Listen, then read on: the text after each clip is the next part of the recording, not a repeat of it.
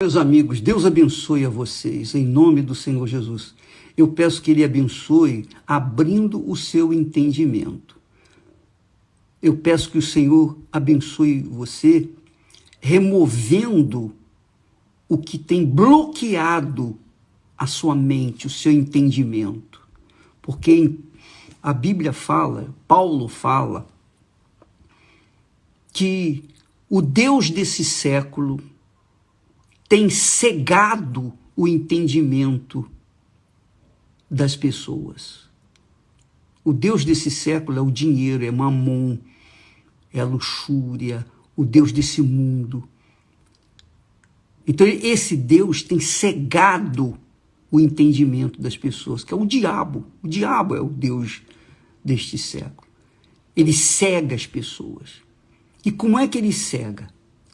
Como é que ele faz cegar as pessoas? Ele faz com que a pessoa, a mente da pessoa, o intelecto, a razão, a inteligência da pessoa fique bloqueada, de forma que ela não entenda a voz de Deus, que ela não tenha ouvidos para ouvir a voz de Deus, que ela não tenha entendimento para compreender a palavra de Deus. É isso que o diabo faz. E ele faz mais. Ele criou um sistema chamado religião para que as pessoas canalizem a fé sobrenatural no coração. O diabo criou a religião. Deus criou, o Senhor Jesus é o Criador, é o autor e consumador da fé inteligente. E o diabo criou a religião para que as pessoas pudessem trazer essa fé para dentro do coração. Mas o coração, a gente sabe, é enganador. Então, quando a pessoa crê com o coração, ela está irremediavelmente perdida, a não ser que o entendimento dela se abra, a não ser que o Espírito Santo venha revelar-se a ela no seu entendimento. Deus não fala no coração, Deus fala no nosso intelecto. Deus não fala ao coração, porque Ele sabe que o coração é enganador. Essa campanha que nós estamos fazendo de entregar o coração para Deus é justamente para isso. Porque quando você entrega o coração, coloca o coração no altar, então Deus te dá um novo coração, para que esse coração venha trabalhar em combinação com o seu entendimento, com a sua cabeça, com o seu intelecto. Talvez eu esteja falando assim, e muita gente não esteja entendendo nada. Muitas pessoas gostam muito de ouvir aquelas palavras: o Senhor é meu pastor, nada me faltará. Deus é contigo, irmão. Paz do Senhor, irmão, que não resolve nada. Não resolve nada, essa é a realidade. Paz do Senhor, irmão. Amém, amém. Isso vai resolver? Não, não vai resolver. Por quê? Porque Deus não é religião. Deus é palavra. Deus é palavra. E Ele cumpre a sua palavra. Porém, para que nós venhamos receber ou usufruir os benefícios da palavra dele, nós temos que crer, nós temos que ter fé nessa palavra. E é óbvio que a palavra dele traz ânimo, traz fé, mas não é aquela fé do coração, é uma fé intelectual, uma fé racional do intelecto. Deixa eu falar para vocês uma coisa. Eu não gosto muito de falar, mas por imposição do meu trabalho, eu não posso me negar a dividir com vocês as experiências que eu tive. As minhas experiências. Muitas experiências fracassadas. Muitas experiências frustradas. Por exemplo, quando eu tinha, uns 23 anos, ou 24 anos, acho que foi 24 anos, mais ou menos. Eu estava buscando um auxiliar para colocar os meus sonhos em prática, quer dizer, dividir com as pessoas aquilo que Deus me havia dado. Então, apareceu na igreja onde eu frequentava uma jovem. E aquela jovem reunia os predicados que combinavam comigo. É uma jovem fiel. Ela era recente na igreja. Ela era fiel, ela era batizada com o Espírito Santo, ela era de Deus. Ela era uma pessoa que combinava, assim, em tese, à primeira vista, combinava comigo. Então, o que eu fiz? Isso é para você entender como a gente é iludido pela voz da fé do coração. A voz da fé do coração. O que eu fiz? Essa experiência vale muito para você, pode ter certeza. Então, como eu gostei dela, ela nem sabia que eu existia, mas eu fiquei, digamos assim, vidrado, apaixonado. E então eu falei para Deus: Senhor, está escrito, João capítulo 15 e versículo 7. Está escrito, o Senhor disse, Jesus, se vós estiverdes em mim e as tuas palavras estiverem, e as minhas palavras estiverem em vós, se vós estiverdes em mim e as minhas palavras estiverem em vós, pedireis tudo o que quiserdes e vos será feito. Eu peguei esse versículo, coloquei o dedo nele e falei: Senhor, está aqui. Tu disseste, se vós estiverdes em mim e as minhas palavras estiverem em vós, pedireis o que quiserdes, tudo, e vos será feito. Então eu disse: eu quero namorar essa moça, eu quero me casar com ela, enfim, eu quero essa moça como a minha auxiliar. Então eu vou falar com ela, eu nem sei se ela vai me aceitar, mas se ela disser sim para mim, então eu vou entender que o Senhor ouviu a minha oração e que o Senhor aprovou esse nosso relacionamento e casamento. E eu fui falar com ela. E prontamente ela disse: eu quero. Poxa, eu fiquei tão feliz, tão entusiasmado, tão alegre. Sabe o que eu fiz? Em questão de 3 para 4 meses,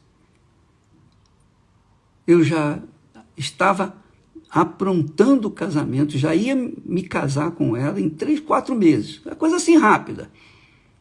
Porque comigo é assim, ou é ou não é, ou creio ou não creio. Se eu creio, eu vou fundo. Se eu não creio, eu não vou. E eu fui fundo. Tinha comprado já as roupas, comprado, aliás, os móveis, enfim, estava tudo preparado. Provavelmente ela deve estar me assistindo nesse momento. Provavelmente ela deve estar assistindo.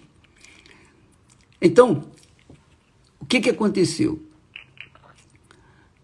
Ela trabalhava, eu trabalhava, então o salário que ela ganhava, mais o meu, dava para a gente casar rápido. Então eu fui em frente. Fui fundo, nós fomos fundos. E o que aconteceu? Lá dentro, no meu ser, na minha mente, entretanto, havia mínimo de dúvida, uma coisinha insignificante porque a coisa foi feita tão atabalhoadamente, tão assim de repente, tudo foi acontecendo muito rápido, e eu achando que tudo era aprovação de Deus, mas por alguma razão, eu tive uma pequenina desconfiança. E se por acaso não é a vontade de Deus? Não, mas Deus me atendeu. Na minha cabeça, mas Deus me ouviu. Poxa, eu falei da palavra dele, eu usei a palavra dele. Está aqui escrito, Senhor. Eu cobrei dele e ele fez com que ela me desse o sim. Então é a vontade dele. Só que, já às vésperas do casamento, na igreja todo mundo já sabia que a gente ia casar e tal. Às vésperas do casamento, eu ouvi dela uma única palavra. Uma única palavra. Ela falou uma coisa no meio de uma discussão que nós tivemos, um desentendimento, e aquela palavra abriu o meu entendimento. E eu entendi que ela não era a vontade de Deus. Eu desfiz o casamento. Desfiz o noivado, melhor dizendo. Deixei tudo para lá, para ela, e fui tocar minha vida. Hoje ela até é bem casada, é uma esposa, uma mulher, eu creio que seja de Deus. Ela foi professora da Cristiane e da Viviane na escola dominical. Então, graças a Deus que ela seguiu em frente na fé e está na fé. Mas ela tinha o Espírito Santo, eu tinha o Espírito Santo, só que não havia compatibilidade entre nós. E isso eu posso falar outras vezes, mas agora o assunto é esse. Eu fui iludido, eu havia sido iludido pela paixão que eu tive por ela inicialmente. Eu pensava que era vontade de Deus porque o que eu pedi, Deus me deu. Ele me deu o sim. Só que o sim dele não era a vontade dele. O sim dele era a minha paixão, a minha cobiça, o desejo do meu coração. Quer dizer, eu fui iludido pelo meu coração, achando que porque eu estava em Jesus e as palavras dele estavam em mim, então eu podia pedir qualquer coisa, mesmo que fosse contra a vontade dele. Eu queria aquilo. E eu tive. Só que antes de consumar o fato, o casamento, então eu caí na realidade e soube na mente, no meu intelecto, que ela não era a vontade de Deus para mim. Ela era a vontade de Deus para outra pessoa, mas não para mim. Nem eu era a vontade de Deus para ela. Então, o que aconteceu? Eu, mesmo com um novo coração, batizado com o Espírito Santo, ela também, batizada com o Espírito Santo, com um novo coração, mesmo assim, não éramos compatíveis um com o outro. Não era. Então eu voltei atrás. E aí eu orei, Senhor, que eu não sabia como desfazer aquele novelo, estava tudo enrolado, eu não sabia como sair daquilo. Eu falei, Senhor, está aqui. O Senhor disse, se vós estiverdes em mim, as minhas palavras estiverem em vós, pedireis o que quiserdes, e vos será feito. Eu pedi, e o Senhor me deu, mas agora eu sei que não era a tua vontade. Então eu quero te pedir que seja feita a tua vontade. Eu quero que seja feita a tua vontade. Se vós estiverdes em mim e as minhas palavras estiverem em vós, Pedireis o que quiserdes. Então eu estou pedindo que o Senhor faça a tua vontade na minha vida. Eu sei que essa jovem é tua filha, etc., mas eu sei que também não é a tua vontade que nós venhamos consumar o fato do casamento. Então, pode remover, por favor, pelo amor do teu nome. Assim como eu insisti para o Senhor me dar, agora eu insisto para o Senhor tirar. Dá um jeito aí, vê o que o Senhor vai fazer. E, de fato, nós chegamos à conclusão que realmente havíamos nos precipitado, porque o meu coração se precipitou com o dela e o dela com o meu, e nós vimos depois, mas graças a Deus que nós vimos antes, porque senão estaríamos perdidos. Graças a Deus. Quando a gente usa a fé do coração, a gente toma atitude impondo a nossa vontade. Quando a gente usa a fé da razão, a fé inteligente, a fé sobrenatural, a gente quer porque quer fazer a vontade de Deus, não a nossa vontade, não o nosso desejo. Então, muitas pessoas que estão me assistindo nesse momento devem estar combinando bem com vocês. Poxa, mas eu orei a Deus, aquela pessoa era de Deus, eu era de Deus, nós somos de Deus e tal. Por que não deu certo? Por que me traiu? Por que saiu? Por que abandonou a fé? Por que abandonou o altar? Por que isso? Por que aquilo? Porque você impôs a sua vontade a Deus. E ele, Deus, na pessoa do Espírito Santo, ele não impõe a vontade dele para nós. Ele não impõe a vontade dele para mim. Ele me ensina a vontade dele. Ele me mostra a vontade dele. Mas não impõe. Sou eu quem decido obedecer ou não à vontade dele. Quando eu obedeço à vontade dele, então isso é a fé inteligente. A fé é ação, é atitude, é determinação. E eu, como jovem, inexperiente, ainda que estivesse na fé, ainda que tivesse o Espírito Santo, ainda que fosse uma pessoa que vivesse na fé, eu não estava vivendo em pecado, eu era imaturo. E os imaturos tendem a tropeçar e cair por causa da sua imaturidade, infantilidade. Eu errei, eu falhei, mas eu aprendi. E o que eu ensino hoje para vocês é o que eu aprendi pessoalmente. Não adianta você querer impor a vontade sua a Deus. Às vezes você pode pegar até a Bíblia e falar, está aqui escrito, o Senhor disse tudo, eu estou pedindo isso aqui. E você insiste, você fica querendo porque quer aquilo que você está pedindo. Você não quer saber da vontade dele, você quer fazer a sua própria vontade. Aí você vai se arrebentar. É verdade.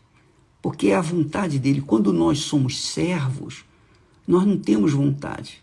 O servo não tem vontade própria. O servo obedece o seu senhor. Quando a gente é servo, né? E para a gente ser servo, primeiro a gente tem que ter nascido de Deus. Então, quando eu aprendi essa lição, eu aprendi também que não é a minha vontade que tem que prevalecer, mas a vontade dele em minha vida. E eu quero me sujeitar a essa vontade. Todo santo dia eu oro, meu Deus, faça-se a tua vontade. O pão nosso de cada dia seja a tua vontade na minha vida. Meu Senhor, eu oro, meu Senhor, me faça esquecer o que eu não posso fazer, o que eu não devo fazer. E me faça lembrar do que eu tenho que fazer, ainda que venha contra a minha vontade. Eu quero fazer a tua vontade. O pão nosso, o meu pão de cada dia é esse. Faça-se a tua vontade na minha vida. Essa é a minha grande realização. Fazer a vontade do meu Pai, do meu Senhor e Salvador Jesus Cristo. Então, amiga e amigo, isso se chama fé com inteligência. Não é uma fé burra, não é uma fé infantil, inexperiente, imatura. mas uma fé fundamentada na palavra de Deus. Jesus nos ensina a orar, e ele diz assim: vós orareis assim: Pai nosso que estás nos céus, santificado seja o teu nome. Venha o teu reino e seja feita a tua vontade. Jesus nos ensina a orar e pedir ao Pai que a vontade dele seja feita em nossa vida. E seja feita de tal forma como ela é feita nos céus. Olha só, que Jesus coloca a vontade de Deus feita nos céus, que ela seja feita aqui em nossas vidas. Tamanha é a importância de nós fazermos a vontade dele, que ele coloca dessa forma: faça-se a tua vontade na terra, como ela é feita nos céus. Então, nos céus a gente sabe que a vontade de Deus é perfeitamente feita por todos os seus anjos. E aqui na terra é o que nós oramos: venha o teu reino, venha o teu domínio e reine na minha vida e faça-se a tua vontade na minha vida. É por isso que significa que Jesus falou: buscai primeiro o reino de Deus, quer dizer, a vontade de Deus e a sua justiça, e todas as demais coisas vos serão acrescentadas. Então, minha amiga, meu amigo, se você não combinar a sua razão, o seu entendimento, por isso que eu oro todos os dias, para que o entendimento seu seja aberto, você venha compreender a palavra de Deus, para você obedecer. A obediência, Deus nos dá a palavra. Ele fala: levanta-te. Cabe a nós a fé de agirmos, de nos levantar. Essa é a realidade. Fé não é sentimento. Jesus disse: tende fé em Deus. Como é que eu posso ter fé em Deus no coração se eu não tenho o domínio do meu coração? Como é que eu posso fazer a vontade de Deus no meu coração se o meu coração é indomável, rebelde, se o meu coração é enganador? Não tem como. Eu não tenho domínio no meu coração. Nem você. O coração faz você tomar atitudes que você, na sua mente, você não quer fazer, mas o coração manda, não é? E se você não tem o controle dele, se você não tem uma determinação na sua cabeça, na sua mente, no seu intelecto, na sua razão, para prevalecer a vontade de Deus na sua vida, o seu coração vai levar lá para o inferno. E você não tem como salvar. Não tem como salvar. Porque ele é rebelde, ele é cruel. Jesus disse na sua palavra através do profeta Jeremias: o coração é enganador e cruel. E ele diz: mas quem o conhecerá?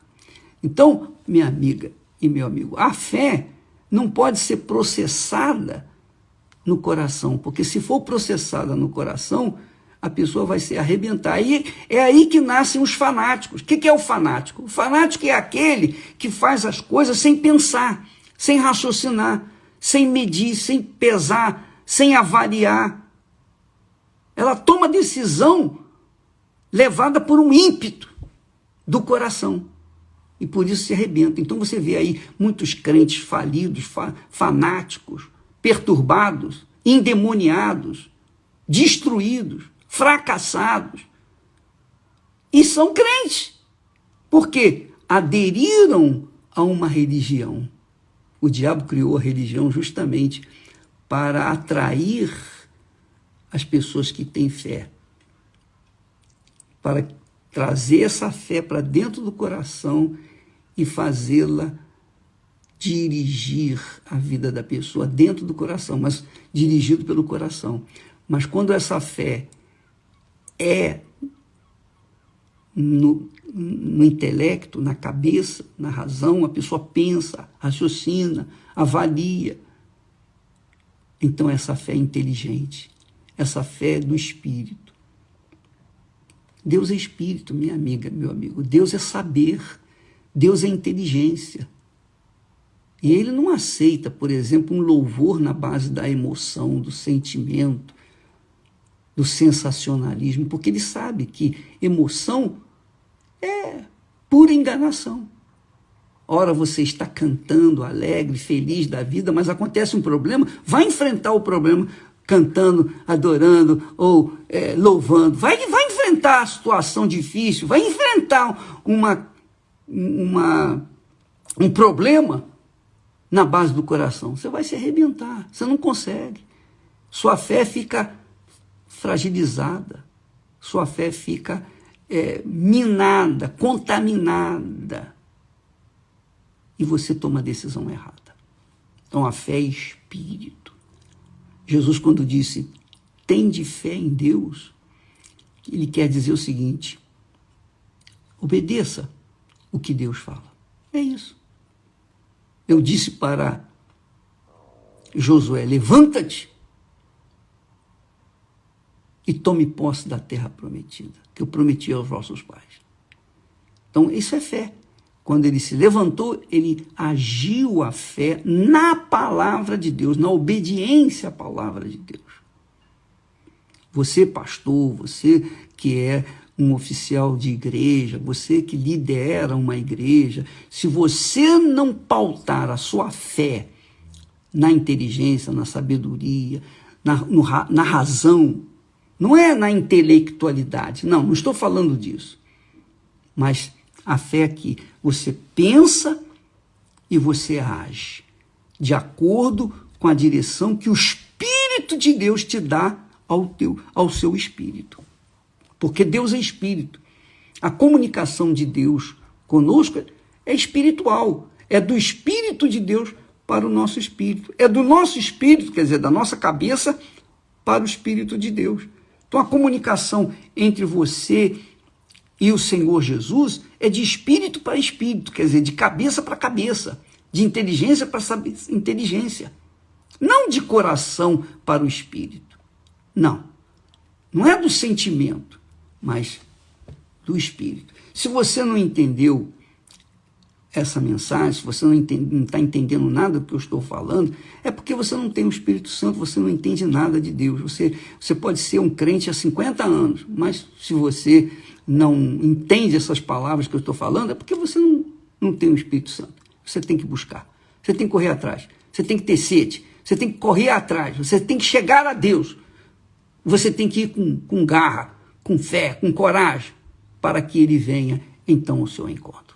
Não é Deus que faz acontecer na sua vida. É você que toma a iniciativa de acordo com a palavra dele e ele, então, realiza a vontade dele através da sua fé.